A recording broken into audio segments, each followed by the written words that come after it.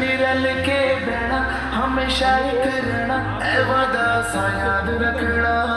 आई वे जज तेरी आई बजेगी शहनाई आवेगी अभी रात सजना। बहना निरल के बहना हमेशा एक रहना ऐ वादा सा याद